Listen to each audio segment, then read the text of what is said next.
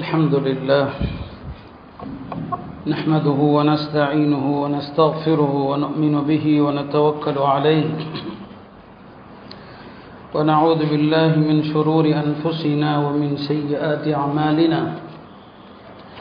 من يهد الله فلا مضل له ومن يضلل فلا هادي له أشهد أن لا إله إلا الله وحده لا شريك له وأشهد أن سيدنا ونبينا ومولانا محمدا عبده ورسوله أرسله ربه بالحق بشيرا ونذيرا وداعيا إلى الله بإذنه وسراجا منيرا صلى الله تعالى عليه وعلى آله وصحبه وبارك وسلم تسليما كثيرا أما بعد فأعوذ بالله من الشيطان الرجيم بسم الله الرحمن الرحيم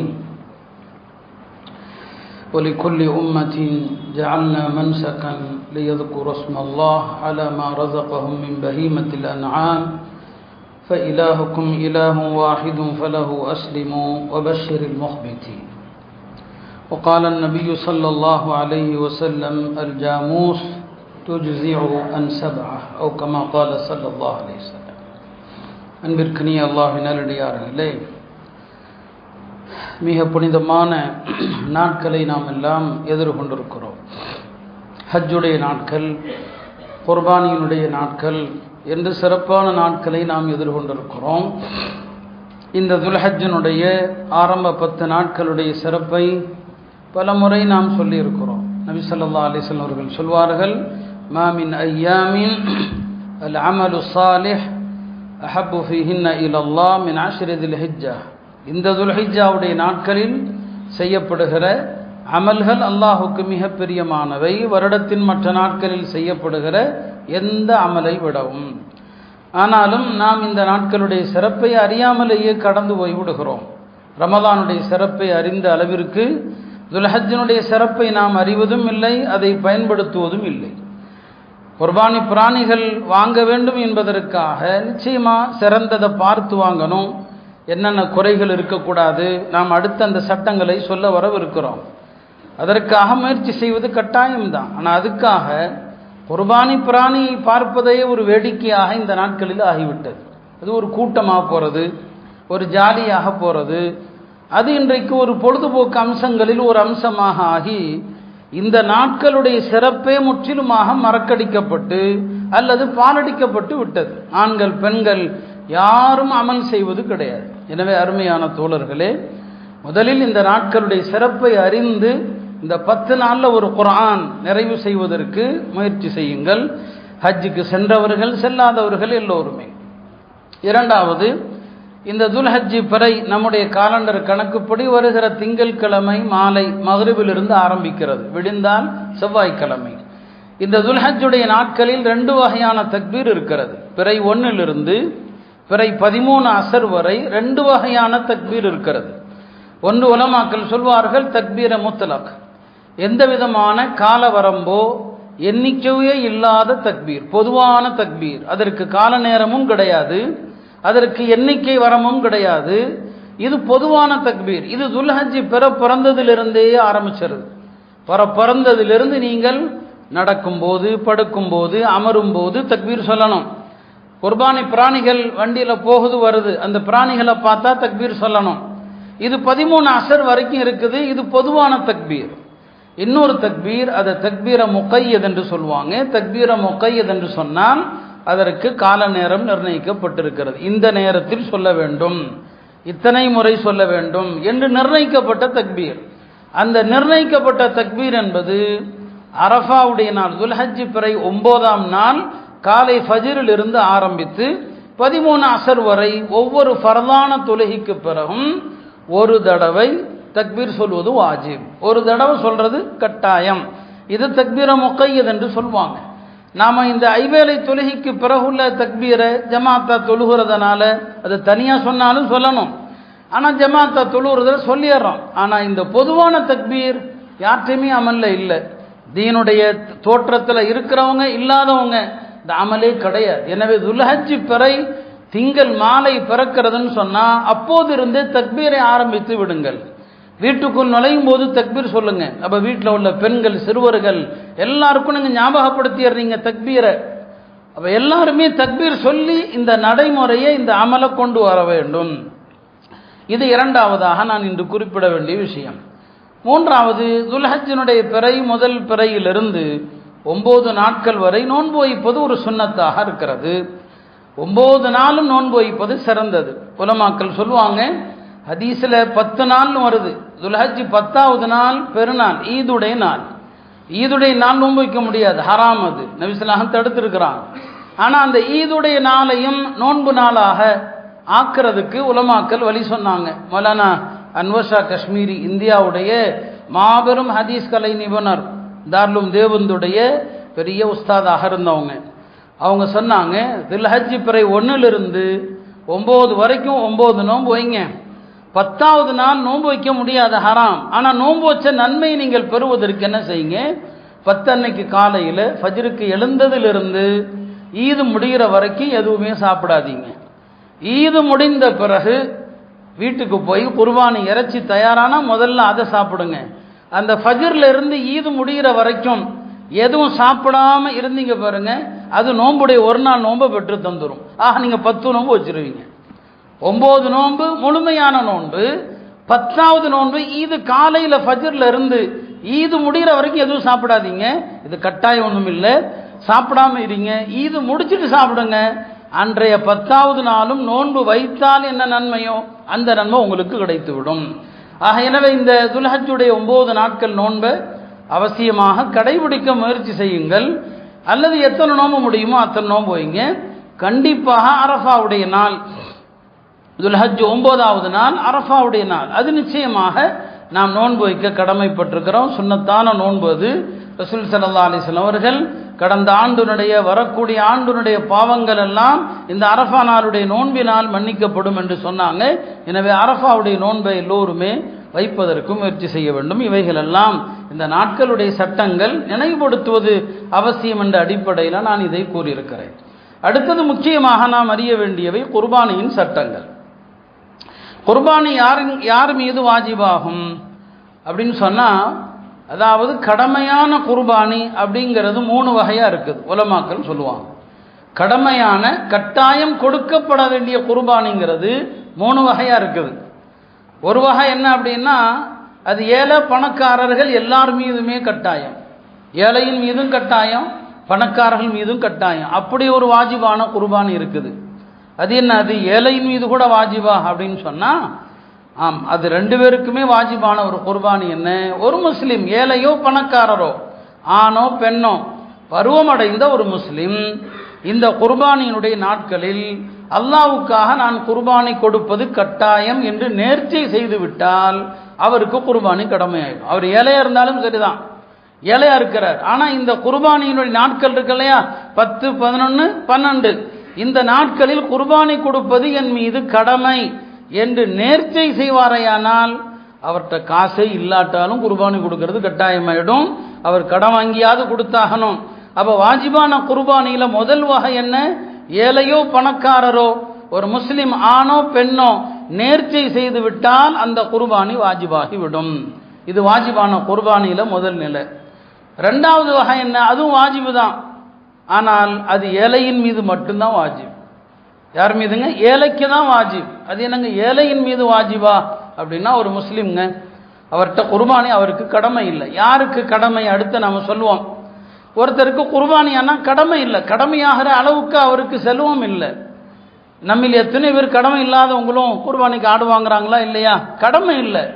கடமை இல்லாத ஒருவர், பல வீடுகளில் பிள்ளைங்க ஆசைப்படுது அப்படின்லாம் ஆடு வாங்கிறது உண்டு. கடமை இல்லாதவர் குர்பானிக்கென்று ஒரு ஆட்டை வாங்கிவிட்டால், ஆட்டை வாங்கினா அவர் மீது கடமையாக போயிடும். வாங்குற வரைக்கும் கடமை இல்லை, ஏழை தான். ஆனால் சரி, வீட்டில் எல்லாம் ஆசைப்படுறாங்க, ஒரு ஆட்டை குர்பானி கொடுப்போம் என்று குர்பானி கொடுக்கிற நீயத்தில் ஒரு ஏழை ஒரு ஆட்டை வாங்கிவிட்டார் என்று சொன்னால் அவர் மீது குர்பானி வாஜிபாயிடும். அந்த ஆட்டை அவர் குர்பானி கொடுத்தே ஆகணும். அந்த ஆட்டை அவர் மாற்ற முடியாது, அந்த ஆட்டை அவர் விற்க முடியாது. எப்போ குர்பானியுடைய நீயத்தில் ஒரு ஏழை வாங்கிட்டாரோ அவர் மீது அந்த ஆட்டை தான் குர்பானி கொடுக்கணும். இதான் ஏழையின் மீது வாஜிபாகிற கட்டாயமாகிற குர்பானி. குர்பானியினுடைய 3வது நிலை தான், அதுதான் செல்வ உடையவர்கள் வசதியுள்ளவர்களுக்கு இந்த 10, 11, 12 துல்ஹஜ்ஜினுடைய இந்த 3 நாட்கள் மார்க்கம் நிர்ணயித்திருக்கிற வசதி. வசதினா என்னங்க? மார்க்கம் நிர்ணயித்திருக்கிற ஒரு வசதி இருக்கு. ஏன்னா செல்வத்திற்கு நாம ஒரு அளவுகோல் வச்சிருப்போம், மக்கள் ஒரு அளவுகோல் வச்சிருப்பாங்க. அதல்ல, மார்க்கம் நிர்ணயித்திருக்கிற ஒரு செல்வ அளவு. அந்த அளவு யார்கிட்ட செல்வம் இருக்கிறதோ அவர்கள் மீது கடமையாகிற குர்பானி தான். நாம பொதுவாக குர்பானின்னு சொல்றது அதைத்தான். அது யார் மீது வாஜிபு அப்படிங்கிறது இப்போ நம்ம முதல்ல தெரியணும். அடுத்து எந்த மாதிரி பிராணிகளை கொடுக்கணும், எந்த குறைகள் இருந்தால் கூடாது, இந்த எல்லா சட்டங்களை நாம் அடுத்தடுத்து சொல்லுவோம். குர்பானி யார் மீதுங்க வாஜிபு? சுருக்கமாக தெரிந்து கொள்ளுங்க. 612 கிராம் வெள்ளி வாங்கும் அளவிற்கு செல்வம் யார் கையில் இருக்குதோ அவருக்கு குர்பானி வாஜிபுங்க. 612 கிராம் வெள்ளியை வாங்குற அளவுக்கு செல்வம், நாங்க சொல்ற வார்த்தையை கவனிக்கணும், செல்வம்னு சொல்றேன், பணம்னு சொல்லல. 612 கிராம் வெள்ளியை வாங்குற அளவுக்கு செல்வம் இருக்குது ஒரு ஆள்கிட்ட. அப்படி செல்வம் இருந்தால் அவர் மீது குர்பானி வாஜிப், சரிங்களா? ஆனா அவர் என்ன புத்தி சுவாதீனம் உள்ளவராக இருக்கணும். பைத்தியங்கள், மனநிலை பாதிக்கப்பட்டவர்களுக்கு குர்பானி இல்லை. அவர் கோடீஸ்வரராக கூட இருக்கலாம். பருவமடைந்தவராக இருக்கணும். சிறுவர் சிறுமிகள் மீது சொத்தே இருந்தாலும் குர்பானி அவர்கள் மீது என்ன இல்லை, வாஜிப் இல்லை. அப்போ பருவமடைந்தவர்கள், புத்தி சுவாதீனம் உள்ளவர்கள், இன்றைக்கு 612 கிராம் வெள்ளி வாங்குற அளவுக்கு செல்வம் இருக்குதுன்னா அவர்கள் மீது குர்பானி வாஜிபு. 612 கிராம்ங்கிறது இன்னைக்கு மதிப்புல பார்த்தோம்னு சொன்னா சுமார் 1,70,70,000 ரூபா வருது. இன்னைக்கு 1 கிராம் வெள்ளியினுடைய ரேட்டு மதிப்பு படி பார்த்தா. ஆனா கணக்கு அந்த 3 நாள் தான், 10, 11, 12 இந்த 3 நாட்கள் 612 கிராம் வெள்ளி வாங்குற அளவுக்கான செல்வம் யார்கிட்ட இருக்குதோ அவர் மீது குர்பானி வாஜிபு. இப்ப நான் செல்வம்னே சொன்னேன், பணம்னு சொல்லல. இந்த குர்பானி வாஜிபாகிறதுக்கு ஒரு கையில கேஷா இருக்கணும், பணமா இருக்கணுங்கிற தேவையில்லை. மாறாக அவருடைய அடிப்படையான வாழ்க்கைக்கு தேவையான பொருள்கள் நீங்களாக அதை கணக்கில் எடுக்க மாட்டோம். ஒரு வீடு, அதை கணக்கில் எடுக்க மாட்டோம். அதை வச்சு அவருக்கு குர்பானி வாஜிபுன்னு சொல்ல மாட்டோம். எவ்வளோ பெரிய வீடாகவே இருக்கட்டும், வித்தா பல லட்சமே போகும், கோடியே போகும், அதை கணக்கில் எடுக்க மாட்டோம். வீடு அது உன்னுடைய அடிப்படை தேவை வச்சுக்க. ஒரே ஒரு வாகனம், பல வாகனம் இல்லை, ஒரு வாகனம் மனிதனுடைய அடிப்படை தேவை, அதை கணக்கில் எடுக்க மாட்டோம். அதை வச்சுக்க, அது நீங்களாக அது வராது. ஒரு ஃபோன், ஒரு மொபைல் ஃபோன் வச்சிருக்கிறார், அது அடிப்படை தேவை, அது கணக்கில் வராது. 2, 3 வச்சிருந்தான்னு வைங்க, அப்போ நாம ஒன்று தான் அடிப்படை தேவைன்னு சொல்லுவோம். மீதி 3 ஃபோன் வச்சிருக்கிறான், ஒவ்வொரு ஃபோனும் எவ்வளோங்க, 70,000 ரூபா வச்சிருக்கிறான். அப்போ என்ன வந்துடுது, உச்ச வரம்பு. அதெல்லாம் கொடுத்தா 612 கிராம் வெள்ளி வாங்கிடலாம். இப்போ இவன் என்ன கொடுக்கணும், குர்பானி கொடுக்கணும். ஞாபகம் வச்சுக்கோங்க. அடிப்படை தேவை ஒரு வீடு, ஒரு வாகனம், ஒரு ஃபோனு, இதெல்லாம் அடிப்படை தேவைகள்.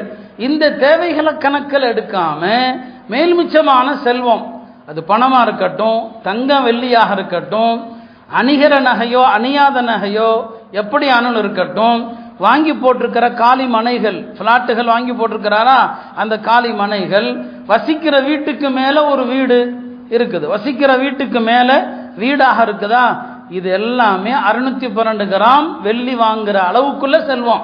அதை வித்தா 612 கிராம் வாங்கலாம். ஞாபகம் வச்சுங்க, யார் மீது குர்பானி கடமை?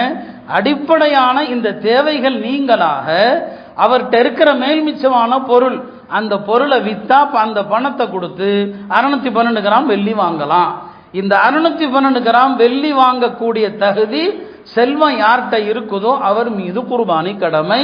அது ஆணாக இருந்தாலும் பெண்ணாக இருந்தாலும் அந்த செல்வம் யாருடைய உடைமையில இருக்குதோ அவருக்கு கடமை. சரிங்களா? ஒரு குடும்பத்தில் இந்த 612 கிராம் வாங்குற அளவுக்குள்ள செல்வம் மனைவி பெயர்ல இருந்தா மனைவிக்கு கடமை, கணவன்கிட்ட இல்லை, அவர் மீது கடமை இல்லை. கணவன் பெயர்ல இருந்தா கணவனுக்கு கடமை, மனைவிக்கு கடமை இல்லை. 2 பேர் பெயர்லையும் இருக்குது. குடும்பத்தில் பலருடைய பெயர்ல இருந்தா 612 கிராம் வெள்ளிய வாங்குற அளவுக்கு செல்வம் எத்தனை பேர் மீது இருக்குதோ அத்தனை பேரும் குர்பானி கொடுக்கணும். அப்போ அவங்க தான் கொடுக்கணும். இப்போ நாம் பல முறை சொல்லி இருக்கிறோம். இதிலெல்லாம் ஓரளவுக்கு விளக்கங்கள் தெளிவுகள் வந்து விட்டதாகத்தான் நான் கருதுறேன். ஏன்னா நான் இங்கே வரும்போது நான் கேள்விப்பட்டவைகள் ஆச்சரியமா இருக்கும். குடும்பத்தில் கடமையான நபர், அவர் மீது கடமை இருக்க அவர் அவங்க அத்தா பேர்லேயே கொடுத்துட்டு இருப்பார். கேட்டால் நான் 20 வருஷமா அப்படி தான் கொடுக்குறேன், 20 வருஷமா எங்கள் தாத்தா பேரில் கொடுக்குறோம் அப்படின்னு சொல்லுவாங்க. இறந்து போனவருக்காக உங்கள் கடமையை நீக்காம அவங்களுக்கு கொடுக்க முடியாது. நீங்க உங்களுக்காண்டி கொடுங்க, கடமை உங்களுக்கு. இறந்து போனவருக்கு மேல்மிச்சமாக நீங்கள் கொடுக்க நினைத்தால் அது கூடும், அது வேறு விஷயம். இறந்து போனவர் வசியத்து பண்ணி இருந்தா ஒரு சட்டம், வசியத்து பண்ணலன்னா ஒரு சட்டம். அதனுடைய சட்டங்கள் சற்று விரிவா இருக்கு. அதனால கடமை யாருக்கு? இதை நீங்க ஒவ்வொரு குடும்பத்திலையும் இந்த 612 கிராம் வெள்ளியை வாங்குற செல்வம் யார்கிட்ட இருக்குது இன்னைக்கே வீட்டில் உள்ளவங்களை கணக்கு போடுங்க. பெண்கள் நகையா வச்சிருக்கிறாங்களா, அல்லது கொஞ்சம் பணம் கொஞ்சம் இடமா வச்சிருக்கிறாங்களா?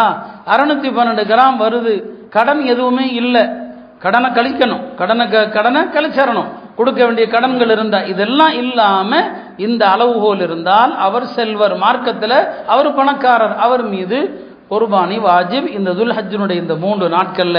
எனவே யார் மீது கடமை என்பதை நாம் இந்த இடத்துல தெளிவாக என்ன செய்து கொள்ளணும், புரிந்து கொள்ள வேண்டும். அந்த அடிப்படையில் நாங்கள் கட்டாயம் குர்பானி கொடுக்கணும். அப்போ குர்பானி கொடுக்கிறவரு புத்தி சுவாதீனம் உள்ளவராக இருக்கணும், பருவம் அடைந்தவராக இருக்கணும்.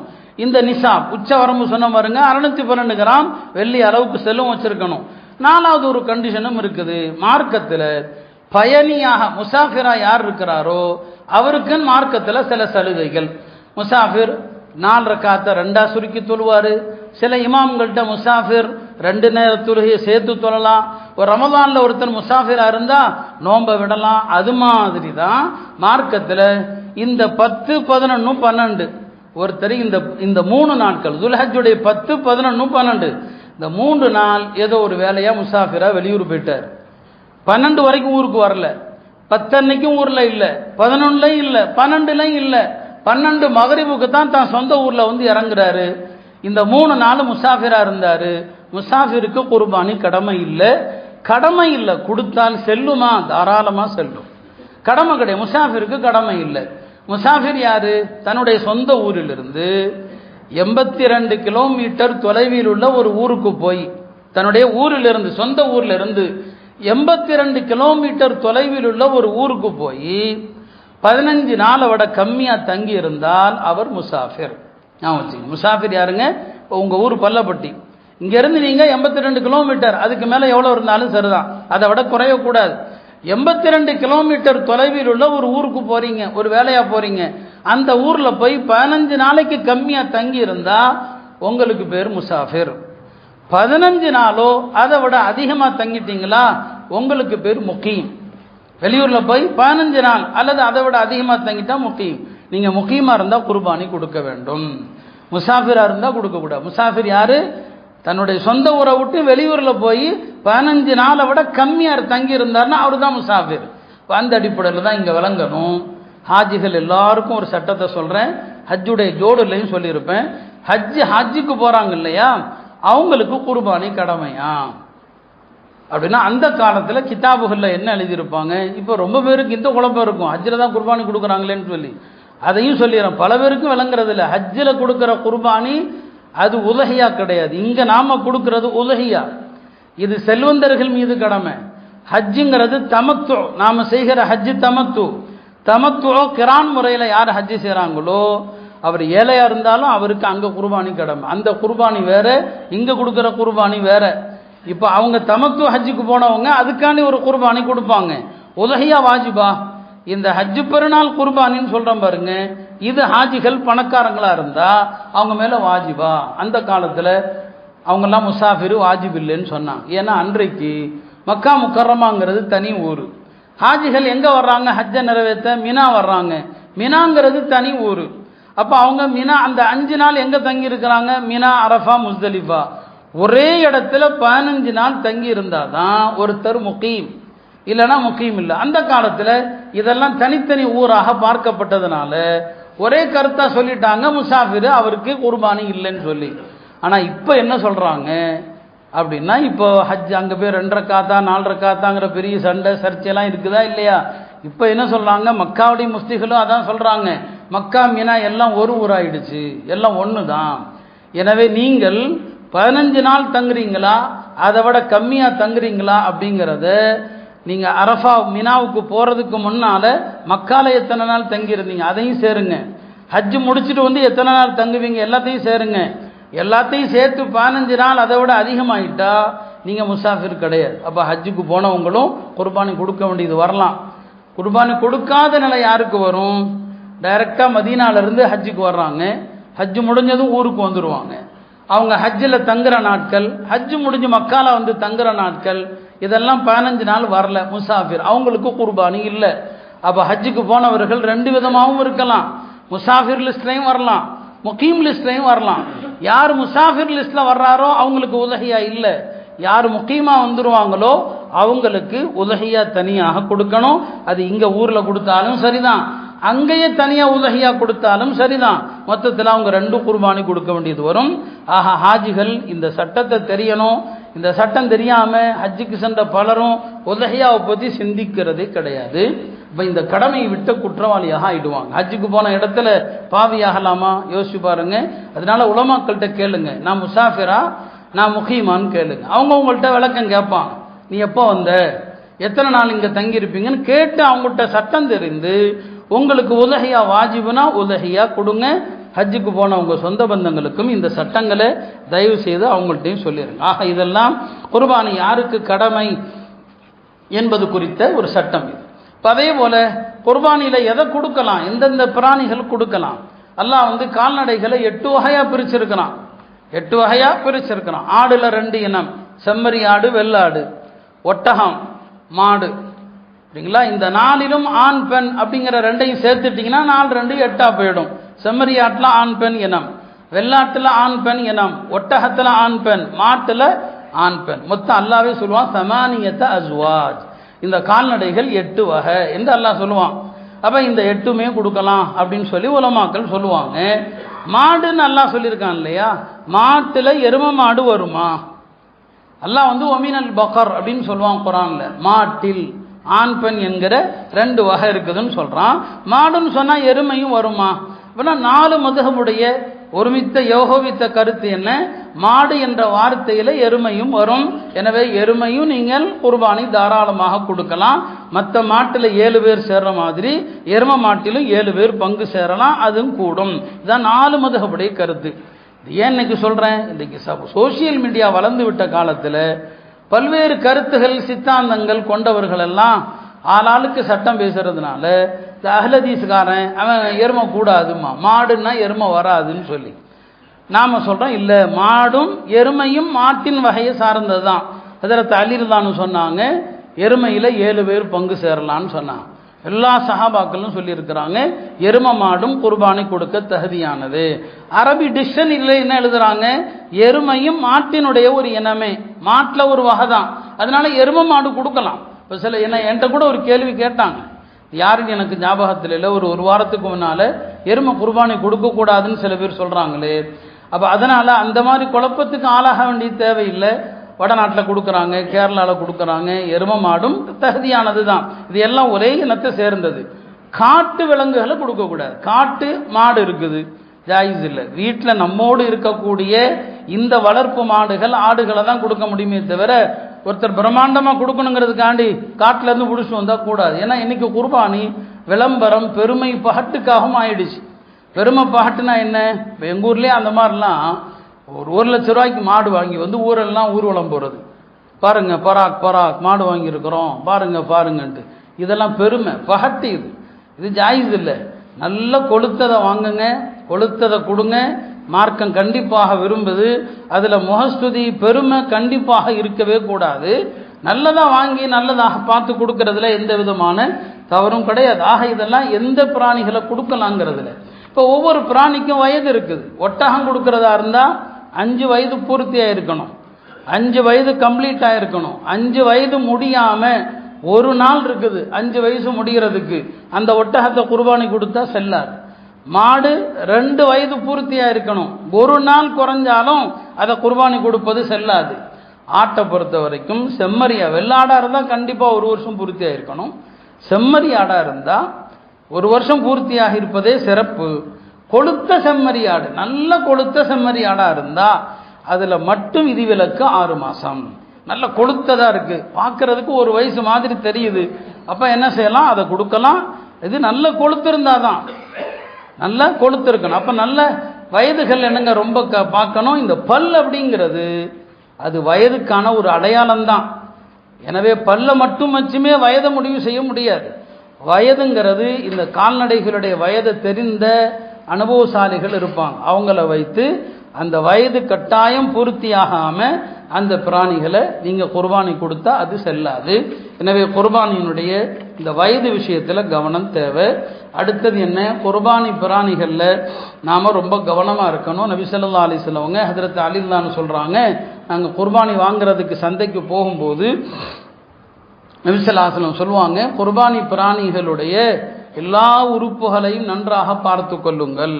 அமரனா ரசூலுல்லாஹி ஸல்லல்லாஹு அலைஹி வஸல்லம் அன் நஸ்தஷ்ரிஃபல் ஐன வல் உதுன ஃபஸாயிதா, காது கண்ணு இதர உறுப்புகள் எல்லாத்தையும் உற்று நோக்குங்கள். நஸ்தஷ்ரிஃபன் சொன்னா நல்ல உற்று நோக்கி பாருங்க.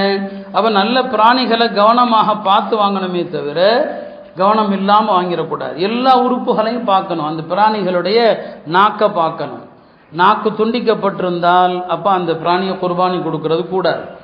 கொம்பு அறவே இல்லாத பிராணியா இருந்தா இப்ப பிரச்சனை இல்லை. கொம்பே இல்லாத பிராணியை வாங்கிட்டீங்க, அதை கொடுக்கலாம். கொம்புள்ளது சிறப்பு, கொம்புள்ளது சிறப்பு. கொம்பே இல்லாத பிராணியை குர்பானி கொடுக்கலாம். ரொம்ப பெரிய கொம்புள்ளதையும் வாங்கிறாதீங்க. ரொம்ப பெரிய கொம்புள்ளதை வாங்க வேண்டாம்னு ஏன் சொல்றோம், நம்ம வாங்கி அன்னைக்கே அறுத்தா பிரச்சனை இல்லை. நாம ஒரு 5-6 நாளைக்கு முன்னால 10 நாளைக்கு முன்னால வாங்குறோம்னா ரொம்ப பெரிய கொம்பா இருந்தா நாம வீட்டில் கொண்டு வந்தோ பட்டிலே கட்டி வச்சு முட்டி என்ன செஞ்சிருக்கோ உடஞ்சிடக்கூடாது. இப்போ கொம்பு இருந்துச்சு, கொம்பு இருக்கிற பிராணியை வாங்கியிருக்கீங்க, இப்போ கொம்பு முறிஞ்சு போச்சு. முறிஞ்சு போச்சுன்னா 2 நிலை இருக்குது.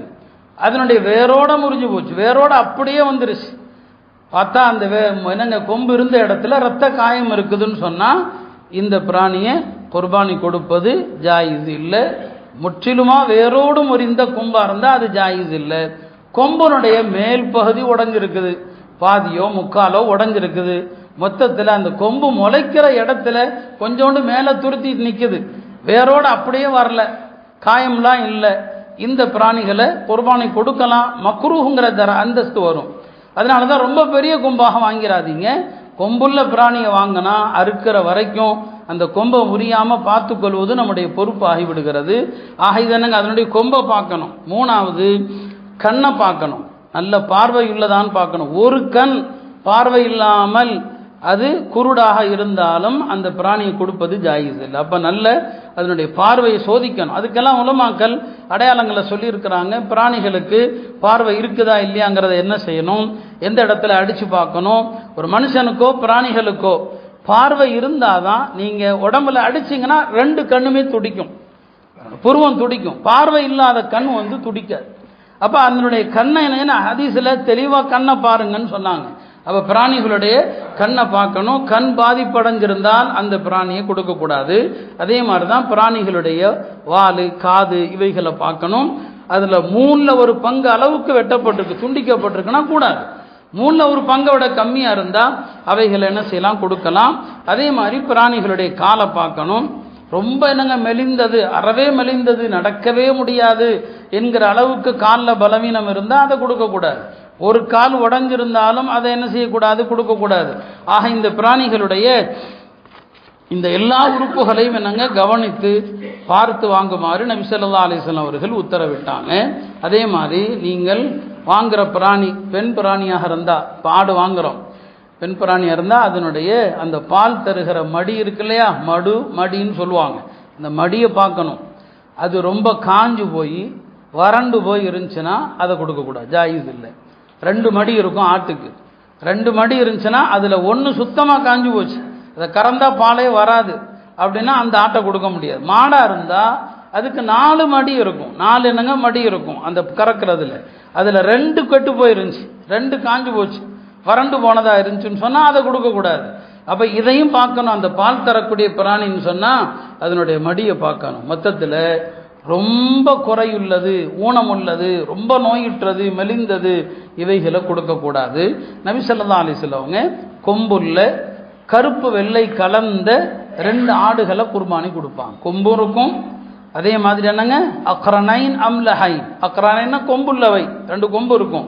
அம்லஹைன்னு சொன்னால் கருப்பு வெள்ளை என்னங்க வெள்ளை கலந்தது. இதான் நபி ஸல்லல்லாஹு அலைஹி வஸல்லம் கொடுத்தாங்க. எனவே அத்தகைய பிராணிகளை குர்பானி கொடுப்பதற்கு நல்ல அழகான பிராணிகளை வாங்கணும். காயடிக்கப்பட்ட பிராணியை குர்பானி கொடுக்கறது ரொம்ப நல்லது.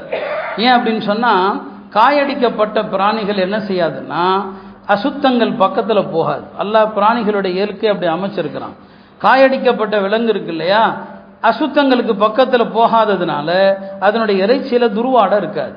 காயடிக்கப்படாத பிராணிகள் இருக்குது, அது அசுத்தங்கள் பக்கத்திலையும் போய் மேயும். அதனால அதனுடைய இறைச்சியில சில நேரங்களில் துர்வாடை இருக்கும். அதனால தான் உலமாக்கள் ஹதீஸ்ல நபி ஸல்லல்லாஹு அலைஹி வஸல்லம் அபூதாவுதுல வருது, காயடிக்கப்பட்ட 2 ஆடுகளை கொடுத்தாங்க. இப்போ மொத்தம் 3 அம்சங்களும் வந்துருச்சு. கொம்புள்ளது, கருப்பு வெள்ளை கலந்தது, காயடிக்கப்பட்டதை நபி ஸல்லல்லாஹு அலைஹி வஸல்லம் கொடுத்தாங்க. அப்போ காயடிக்கப்பட்டது கூடும். அதே நேரத்தில் அறவே ஆணும் இல்லாத பெண்ணும் இல்லாத ஜாதியா இருக்குது. ஆணும் அல்லாத பெண்ணும் அல்லாத ஜாதியா இருந்தால் அதை உலமாக்கள் கொடுக்கக்கூடாதுன்னு சொன்னாங்க. எதை கொடுக்கக்கூடாதுங்கிறதுல நிறைய விளக்கங்கள் இருக்குது. அந்தந்த நேரத்தில் உலமாக்கள்கிட்ட கேட்டுக்கொள்ளுங்க. தெளிவானவர்களை வைத்து ஆடு வாங்கி எந்த பிராணியை கொடுக்க போகிறோமோ அதை வாங்கி அந்தந்த பிராணிகளை கொடுப்பதற்கு நாம் முயற்சி செய்யணும். சமீப காலங்களில் கூட்டு குர்பானி நடைமுறையும் வந்துவிட்டது. கூட்டு குர்பானியினுடைய முக்கியமான சட்டங்களை மட்டும் நான் உங்களுக்கு நினைவுபடுத்துகிறேன். முதலாவது விஷயம் என்ன, மாட்டில், ஒட்டகத்தில், எருமை இதில் 7 பேர் சேரலாம். 7 பேருமே முஸ்லீமாக இருக்கணும். இதெல்லாம் ஏன் சொல்கிறோம், சில விஷயங்கள் நடந்து விடுகிறது. அறியாமையில் சில கிராமங்களில் யாரோ முஸ்லீம் அல்லாதவர்கள் நண்பர்கள் இருக்கிறாங்க. அவர் பாய் நானும் ஒரு பங்கு சேர்த்துக்கிறேன், அப்படி சேர்த்துக்கிறாங்க.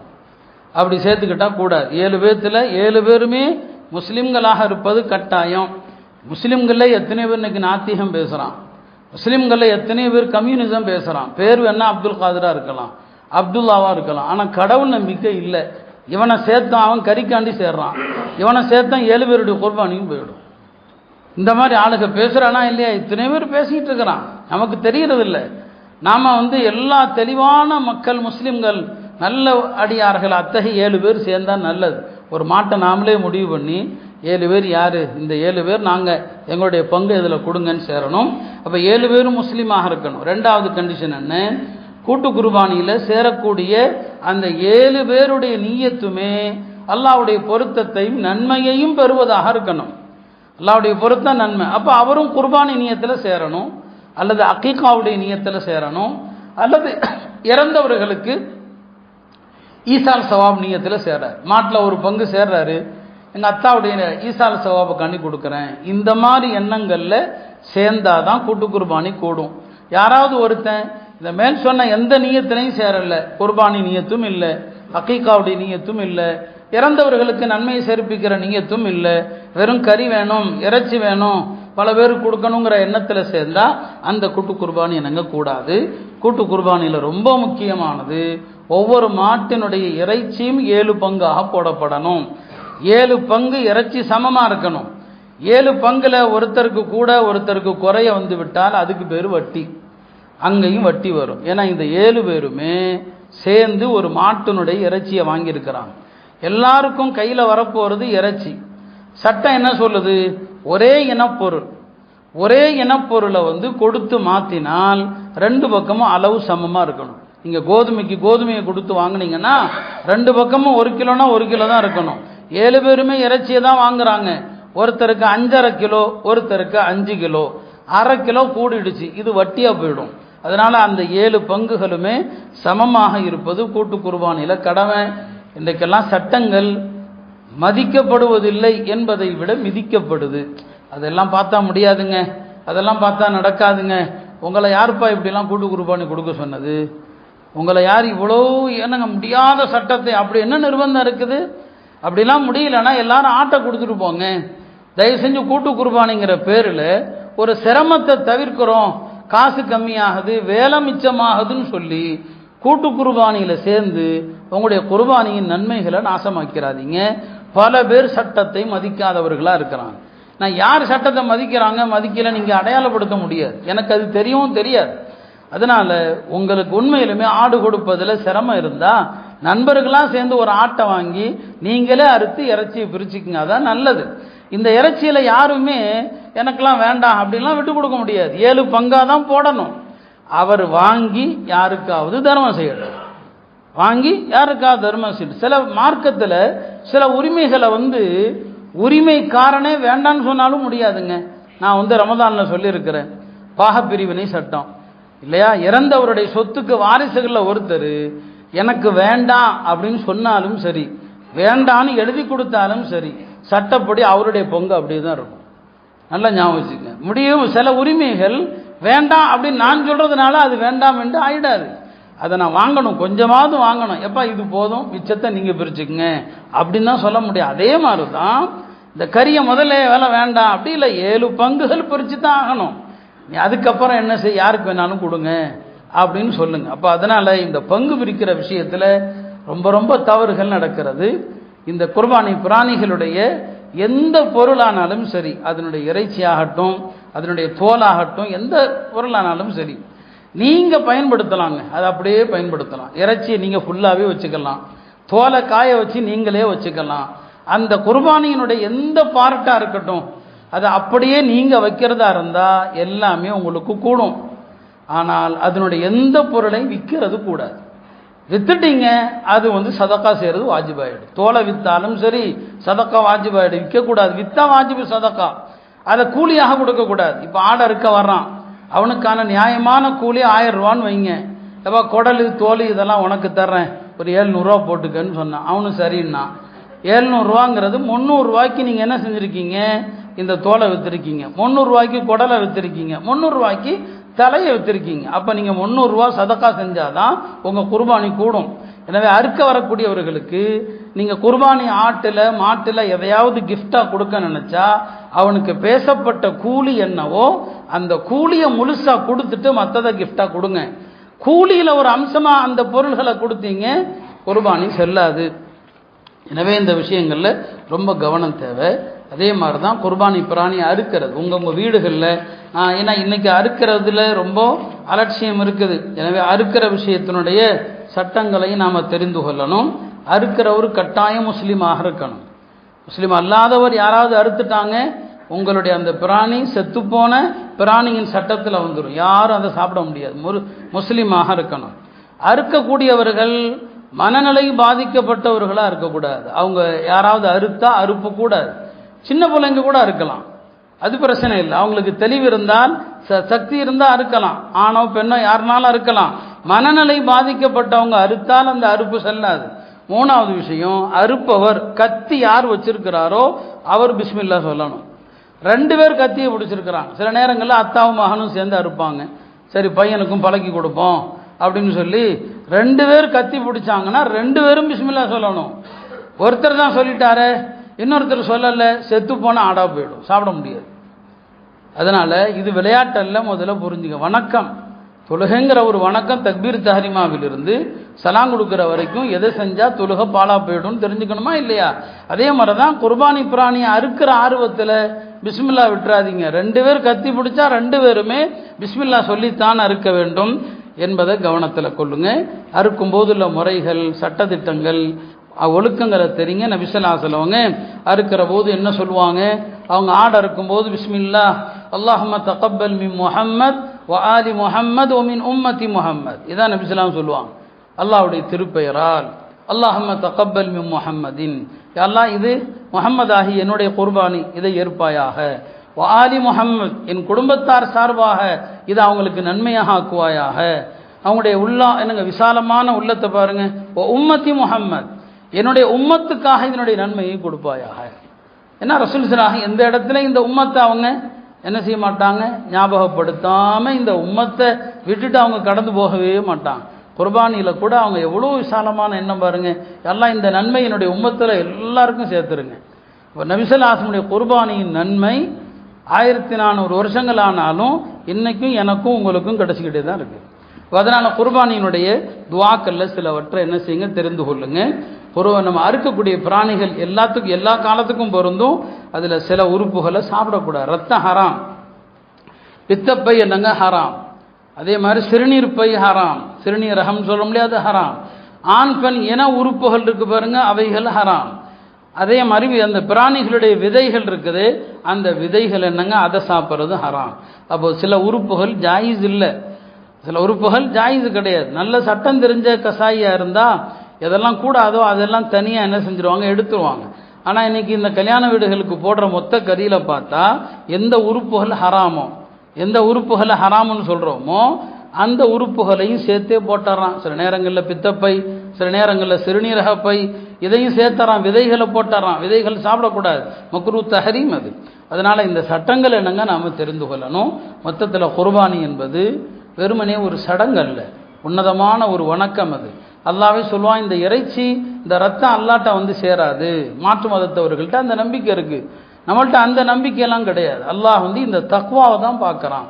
எனவே அந்த தக்வா அடிப்படையில் இந்த குர்பானியை அழகான முறையில் கொடுப்பதற்கு எல்லாம் அல்லாஹ் தௌஃபீக் செய்யட்டும். இன்னொன்றை நான் சொல்லிக்கொள்கிறேன், முஸ்லீம் அல்லாதவர்கள்ட்ட சில பழக்கங்கள் இருக்குது. அவங்க குடும்பத்தில் ஒரு பண்டிகைக்கு நெருக்கமான காலத்தில் யாராவது இறந்துட்டா அந்த பண்டிகை கொண்டாட மாட்டாங்க. நம்மள்ட்ட அந்த மாதிரியான எந்த இதுவுமே கிடையாது. பிறப்பு இறப்பு எல்லாமே ரப்புடைய நாட்டப்படி நடக்குது. இப்போது யாரோ இறந்து போயிட்டாங்கங்கிறதுக்காக ஒரு ஈதை நம்ம கொண்டாடாமல் இருக்கக்கூடாது, அது ஜாயிஸ் இல்லை. மார்க்கத்தில் பெண்களுக்கு தான் துக்கம் கடைபிடிக்கலாம், 3 நாள். யாராவது குடும்பத்தில் இறந்தால் 3 நாள். ஆண்களுக்கு அதுவும் கிடையாது. துக்கம் அப்படிங்கிறத நம்ம அழுகலாம், கண்ணீர் விடலாம், இறந்தவருக்காக துவா செய்யலாம், ஜியாரத்து செய்யலாம். புரியுதா? ஒரு சகோதரர் கேட்குறாரு, நெருங்கியவர் இறந்துட்டாங்க, அதனால் இந்த வருஷம் ஆடு கொடுக்காமல் இருக்கட்டுமான்னு கேட்குறாரு. நான் சொன்னேன், மாற்று மதத்தவருக்கு ஒப்பாயிடுவீங்க. நீங்கள் ஆடு கொடுக்காமல் இருக்க வேறு பொருளாதார காரணம், நெருக்கடி இருந்துச்சுன்னா தாராளமாக கூட்டு குர்பானில் சேருங்க. ஆனால் இன்னார் இறந்ததனால் நான் இந்த வருஷம் ஆடு கொடுக்கல அப்படின்னு முடிவெடுத்தால் இது மாற்றார்களுக்கு நீங்கள் ஒப்பாகி விடுவீர்கள். அதுதான் காரணமாக அது ஜாயிஸ் இல்லை, அது மார்க்கத்தில் இல்லை. அதனால் ஒரு இறப்புக்காக குர்பானியினுடைய சட்டத்தில் மாற்றம் வருமா?